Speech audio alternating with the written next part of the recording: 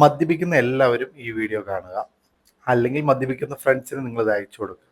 അപ്പോൾ കണ്ടമാനം മദ്യപിച്ച് കഴിയുമ്പോൾ എന്ത് പറ്റി വെച്ച് കഴിഞ്ഞാൽ നമുക്ക് ആ ബോധം നഷ്ടപ്പെടുമല്ലോ. അപ്പോൾ നമ്മുടെ കയ്യിൽ കണ്ടമാനം പ്രഷറോട് കൂടി ഉറങ്ങാനുള്ള സാധ്യത വളരെ കൂടുതലാണ്.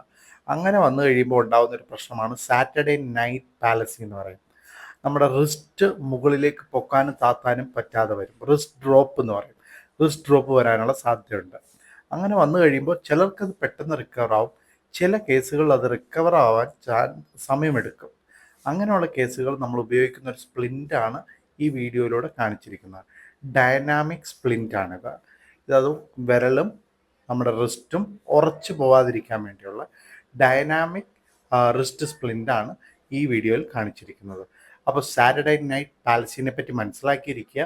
ഒരു ദിവസം രാവിലെ എഴുന്നേൽക്കുമ്പോൾ റിസ്റ്റ് പൊക്കാൻ പറ്റാതെ വന്നാൽ ടെൻഷൻ അടിക്കേണ്ട. അത് സാറ്റർഡേ നൈറ്റ് പാലസി ആവാനുള്ള ചാൻസ് ഉണ്ട്. പക്ഷേ അങ്ങനെയുള്ള സാഹചര്യങ്ങളിലേക്ക് പോകുന്നത് തടയുന്നതാണ് ഏറ്റവും ബെസ്റ്റ്. തീർച്ചയായും നിങ്ങളുടെ ഫ്രണ്ട്സിന് അയച്ചു കൊടുക്കുക.